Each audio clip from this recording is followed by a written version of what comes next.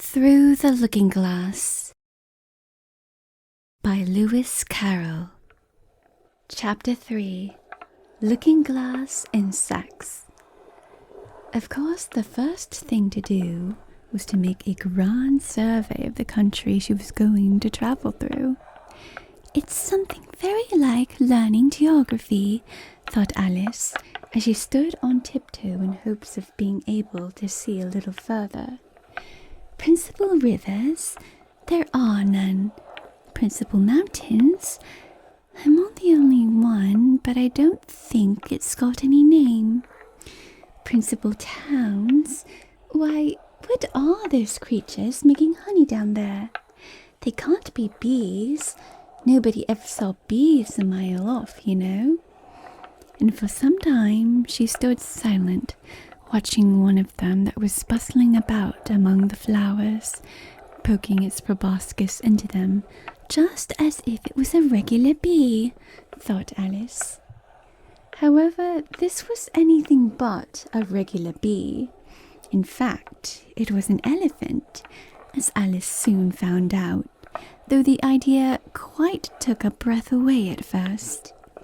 And what enormous flowers they must be, was her next idea. Something like cottages with their roofs taken off and stalks put on them. And what quantities of honey they must make. I think I'll go down and... No, I won't just yet, she went on, checking herself just as she was beginning to run down the hill and trying to find some excuse for turning shy so suddenly. It'll never do to go down among them without a good long branch to brush them away. And what fun it'll be when they ask me how I like my walk. I shall say, "Oh, I like it well enough." Here came the favourite little toss of the head, only it was so dusty and hot, and the elephants did tease so. "I think I'll go down the other way," she said after a pause, "and perhaps I may visit the elephants later on. Besides, I do so want to get into the third square." So, with this excuse, she ran down the hill and jumped over the first of the 6 little brooks. "Tickets, please," said the guard, putting his head in at the window. In a moment, everybody was holding out a ticket. They were about the same size as the people, and quite seemed to fill the carriage. "Now then, show your ticket, child," the guard went on, looking angrily at Alice, and a great many voices all said together, like the chorus of a song, thought Alice, "Don't keep him waiting, child. Why, his time is worth £1,000 a minute." "I'm afraid I haven't got one," Alice said in a frightened tone. "There wasn't a ticket office where I came from." And again the chorus of voices went on. "There wasn't room for one where she came from. The land there is worth £1,000 an inch." "Don't make excuses," said the guard. "You should have bought one from the engine driver." And once more the chorus of voices went on with, "The man that drives the engine. Why, the smoke alone is worth £1,000 a puff." Alice thought to herself, "Then there's no use in speaking." The voices didn't join in this time, as she hadn't spoken, but to her great surprise, they all thought in chorus. I hope you understand what thinking in chorus means, for I must confess that I don't. "Better say nothing at all. Language is worth £1,000 a word." "I shall dream about £1,000 tonight. I know I shall," thought Alice. All this time the guard was looking at her, first through a telescope, then through a microscope, and then through an opera glass. At last he said, "You're travelling the wrong way," and shut up the window and went away.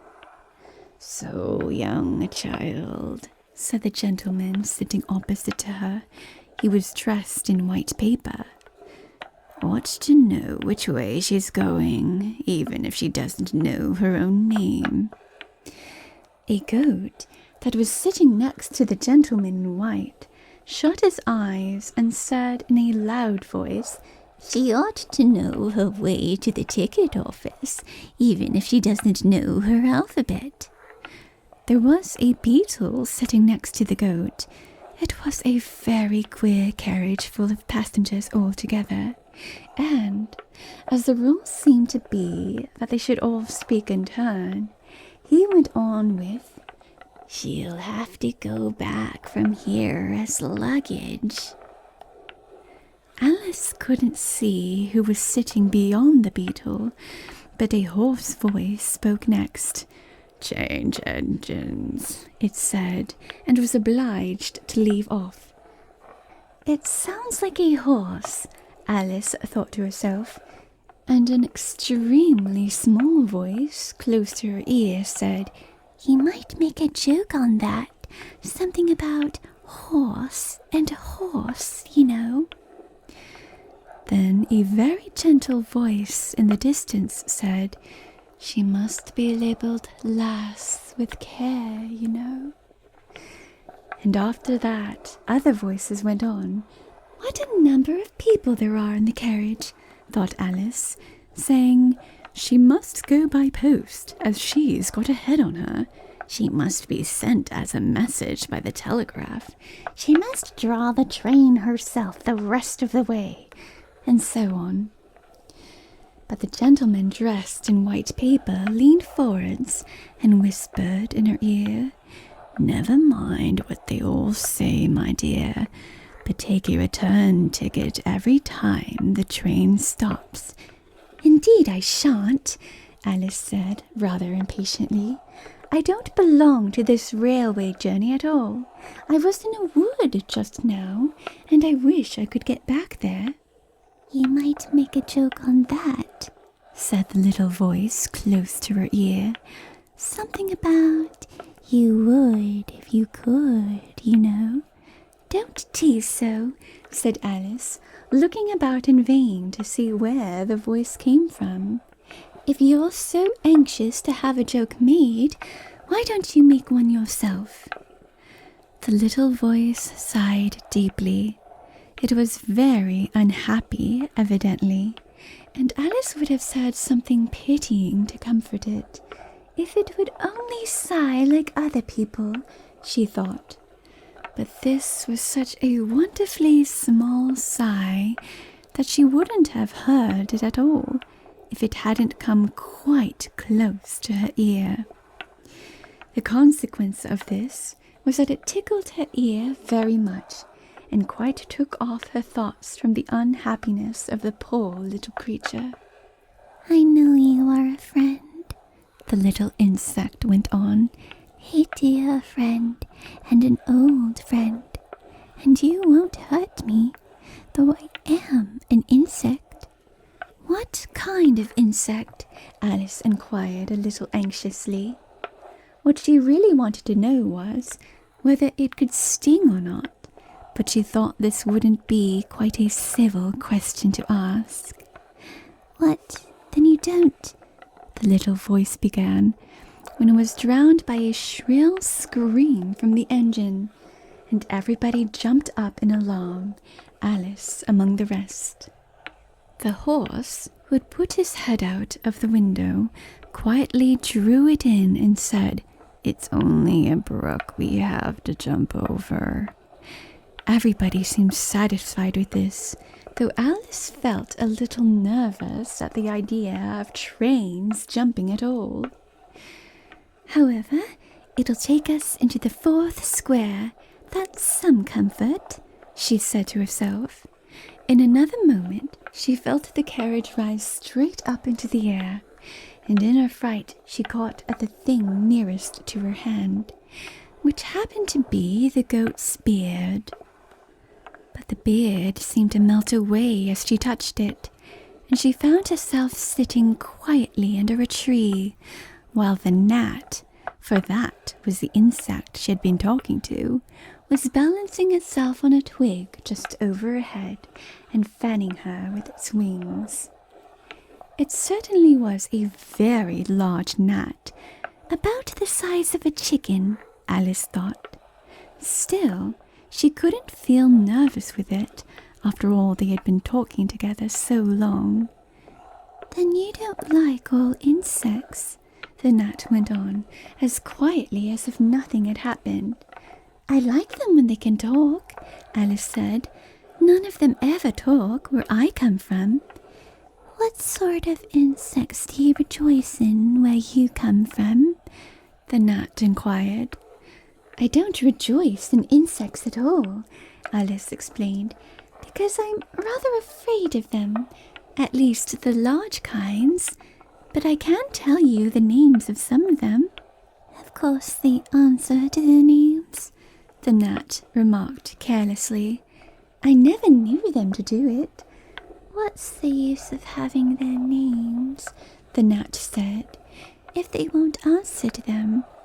"No use to them," said Alice, "but it's useful to the people who named them, I suppose. If not, why do things have names at all?" "I can't say," the gnat replied. "Further on, in the wood down there, they've got no names. However, go on with your list of insects. You're wasting time."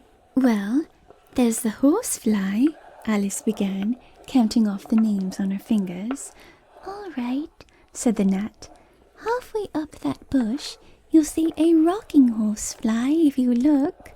It's made entirely of wood and gets about by swinging itself from branch to branch." "What does it live on?" Alice asked, with great curiosity. "Sap and sawdust," said the gnat. "Go on with the list." Alice looked up at the rocking horsefly with great interest and made up her mind that it must have been just repainted. It looked so bright and sticky. And then she went on. "And there's the dragonfly." "Look on the branch above your head," said the gnat, "and there you'll find a snapdragonfly. Its body is made of plum pudding, its wings of holly leaves, and its head is a raisin burning in brandy." "And what does it live on?" "Frumenty and mince pie," the gnat replied, "and it makes its nest in a Christmas box." "And then there's the butterfly," Alice went on, after she had taken a good look at the insects with its head on fire, and had thought to herself, "I wonder if that's the reason insects are so fond of flying into candles, because they want to turn into snapdragonflies." "Crawling at your feet," said the gnat. Alice drew her feet back in some alarm. "You may observe a bread and butterfly. Its wings are thin slices of bread and butter. Its body is a crust, and its head is a lump of sugar." "And what does it live on?" "Weak tea with cream in it." A new difficulty came into Alice's head. "Supposing it couldn't find any," she suggested. "Then it would die, of course. But that must happen very often," Alice remarked thoughtfully. "It always happens," said the gnat. After this, Alice was silent for a minute or two, pondering. The gnat amused itself meanwhile by humming round and round her head. At last it settled again and remarked, "I suppose you don't want to lose your name?" "No, indeed," Alice said, a little anxiously. "And yet I don't know," the gnat went on in a careless tone. "Only think how convenient it would be if you could manage to go home without it. For instance, if the governess wanted to call you to your lessons, she would call out, 'Come here,' and there she would have to leave off, because there wouldn't be any name for her to call. And of course you wouldn't have to go, you know. That would never do, I'm sure, said Alice. The governess would never think of excusing me lessons for that. If she couldn't remember my name, she'd call me Miss, as the servants do. Well, if she said Miss and didn't say anything more, the gnat remarked, of course you'd miss your lessons. That's a joke. I wish you had made it. Why do you wish I had made it? Alice asked. It's a very bad one. But the gnat only sighed deeply, while 2 large tears came rolling down its cheeks. You shouldn't make jokes, Alice said, if it makes you so unhappy. Then came another one of those melancholy little sighs. And this time the poor gnat really seemed to have sighed itself away, for when Alice looked up, there was nothing whatever to be seen on the twig, and as she was getting quite chilly with sitting so long, she got up and walked on. She soon came to an open field with a wood on the other side of it. It looked much darker than the last wood, and Alice felt a little timid about going into it. However, on second thoughts, she made up her mind to go on, for I certainly won't go back, she thought to herself, and this was the only way to the 8th square. This must be the wood, she said thoughtfully to herself, where things have no names. I wonder what'll become of my name when I go in. I shouldn't like to lose it at all, because they'd have to give me another, and it would be almost certain to be an ugly name. But then the fun would be trying to find the creature that had got my old name. That's just like the advertisements, you know, when people lose dogs. Answers to the name of Dash had on a brass collar. Just fancy calling everything you met Alice till one of them answered. Only they wouldn't answer at all if they were wise. She was rambling on in this great way when she reached the wood. It looked very cool and shady. Well, at any rate, it's a great comfort, she said as she stepped under the trees, after being so hot to get into what? She went on, rather surprised at not being able to think of the word. I mean to get under this, you know, putting her hand on the trunk of the tree. What does it call itself, I wonder? I do believe it's got no name. Why, to be sure it hasn't. She stood silent for a minute, thinking. Then she suddenly began again. Then it really has happened after all. And now, who am I? I will remember if I can. I'm determined to do it. But being determined didn't help much, and all she could say, after a great deal of puzzling, was, L. I know it begins with L. Just then a fawn came wandering by.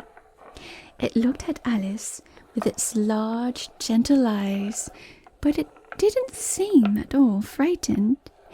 Here then, Alice said, as she held out her hand and tried to stroke it. But it only started back a little, and then stood looking at her again. What do you call yourself? The fawn said at last. Such a soft, sweet voice it had. I wish I knew, thought poor Alice.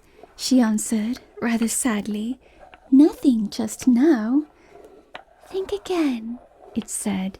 That won't do. Alice thought, but nothing came of it. Please, would you tell me what you call yourself? She said timidly. I think that might help a little. I'll tell you, if you'll move a little further on, the fawn said. I can't remember here. So they walked on together through the wood. Alice with her arms clasped lovingly round the soft neck of the fawn, till they came out into another open field. And here the fawn gave a sudden bound into the air and shook itself free from Alice's arms. "I'm a fawn!" it cried out in a voice of delight.